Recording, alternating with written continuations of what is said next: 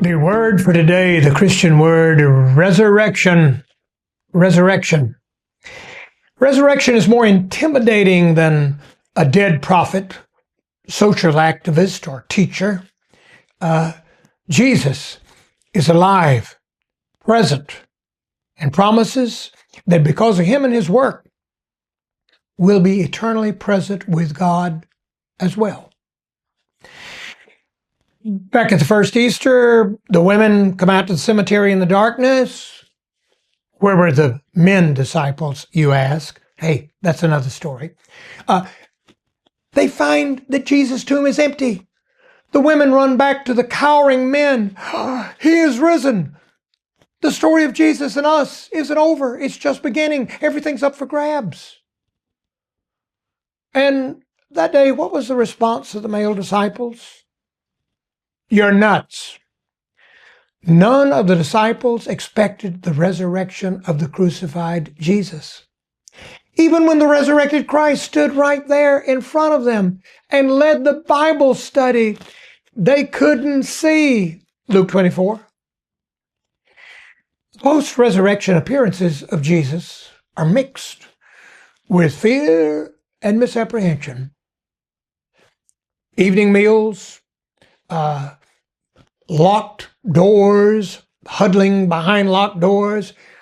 Then there was a breakfast on the beach, and the disciples' sexist unwillingness to believe the testimony of women.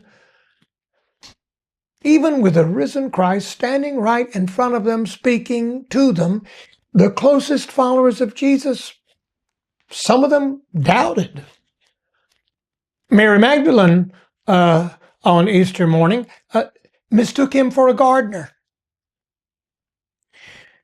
God's new age breaking in among us is so new and unexpected, we have trouble bringing it to speech. That's why I explained the discrepancies in the gospel accounts of Easter. I think they're kind of testimony to Easter's reality, the unspeakableness of it. The resurrection is a miraculous work of God that is humanly, in our world of death, inconceivable. I'm saying our trouble in thinking about resurrection, Easter, doesn't mean it's untrue. Better than resuscitation of a dead body, the resurrection is a vindication of crucified Jesus. It's a lot more than return of the robin in the spring or the butterfly emerging from the cocoon or Jesus living on in the disciples' memories. Resurrection is God's great no to the forces of sin and death that nailed Jesus to the cross. The one who forgave his crucifiers, the one who reached out to sinner and outcast, who stood up to the authorities, who spoke of a world shifting on its axis, the one who invited everybody to jump on board his revolution and was brutally nailed to a cross for doing so. That one is the only one God ever raised from the dead. Easter, God's great victory, God's grand self-attestation, as if to say, hey, you want to know who I am? You want to know where I'm headed? You need to look to the only one I ever raised from the dead. That's your answer. And once you lay aside your prejudices and dare to believe the women running from the tomb, I think you're going to find so much about Jesus falls into place. On the other hand, if Jesus has not been resurrected,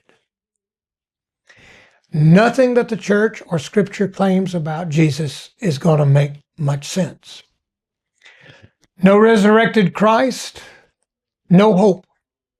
In his resurrection appearances, we learned, hey, it ain't over between us and God until God says it's over.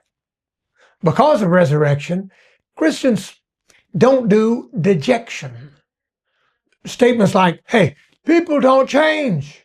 Or, well, it's over and finished. We've just got to accept it as it is. Or the statement, hey, get real. Or, there's just nothing to be done. Well, if we say, if God can raise crucified Jesus, never again can we be sure what's impossible. Jesus, alive and busy. Our labors are not the sole effort. Our dying never gets the last word. A resurrected God keeps insisting on bringing something fresh, new to every situation, even the worst. The God of the Exodus and the homecoming after Israel's exile just loves to surprise. It is a fearful thing to fall into the hands of a living God, says Scripture.